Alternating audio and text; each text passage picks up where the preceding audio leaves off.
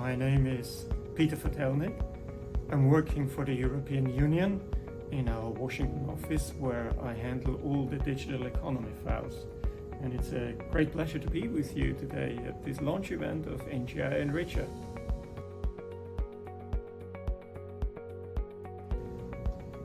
There are several perspectives to that question. I think one, when you talk about next generation, it's almost literal next generation.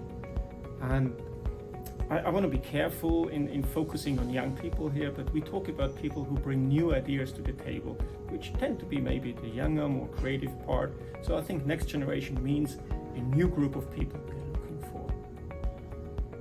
Another dimension is next generation in the sense of doing something different, or maybe doing things a bit differently. This is also a very, very important aspect we would like to see in the work these people are doing.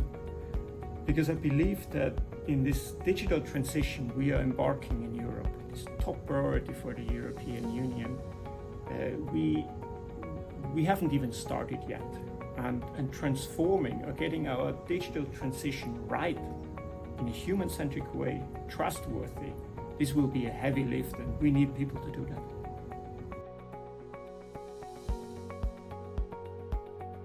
We still speak all English in our job, but the vocabulary is different, and I think you're right that NGI is a term which is not well understood here. It doesn't have a meaning. Though it's quite obvious that when we talk about what NGI is, these network technologies, platform technologies, blockchain technologies, or whatever it is, cybersecurity, all the many elements underlying it, people here understand that well.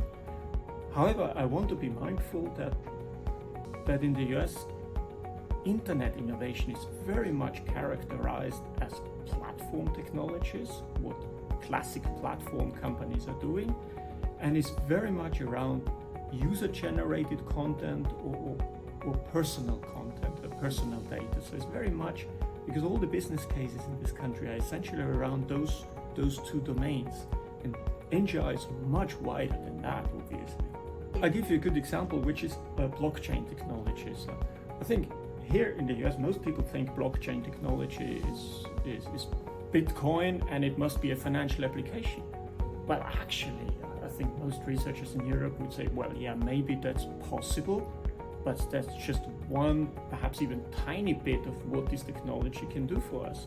So what about all the rest of the applications of blockchains? This is one.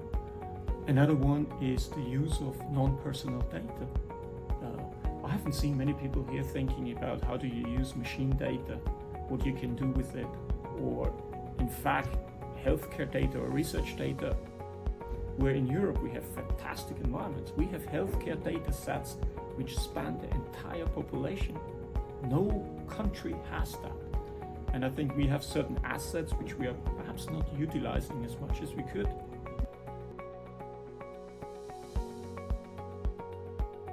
I can assure you that was a question right from the beginning, and people have been thinking very hard about, does it make sense? Can that work? What is the value for the European Union? But let me make a comparison. Scientists, researchers, innovators are like athletes. They are good in what they are doing. And athletes are best if they train with competition. This is what we want. We want them to be among competition, to learn from the competition, to work with competition, because that will stimulate and help them to become better in the art they are practicing, in the science, in the technology. So this is very important to us. Another one, and that's maybe the most simple argument, is the issues we deal here are very complex issues. And you need to develop the capacity to have different views about the same question, the same issues. So changing your point of view, moving for a couple of months here to the US, will change your perspective on your ambitions, what you want to do. And that exposure we would like to give to people. This is a training.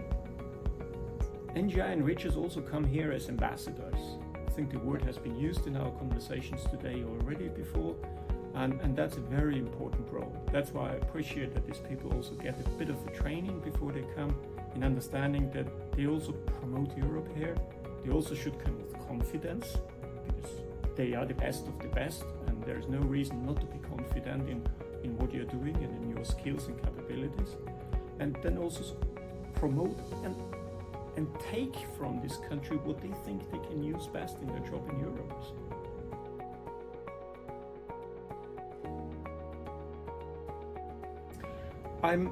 I'm less concerned today than I was when all these ideas were put on paper years ago, when this was a real issue. I think the situation, particularly after the pandemic, has changed. Europe is a place with very high innovation today. We have on average more startups than the United States. So it's a very innovative environment, high quality of life. People cherish that. But at the same time, I think we need to be practical and mindful, and I know that this project and initiative has a built-in mechanism as well to fund people who will then also come back and invest in Europe. So this is very important. So it's both. We pick the right people, but we also have the right mechanism.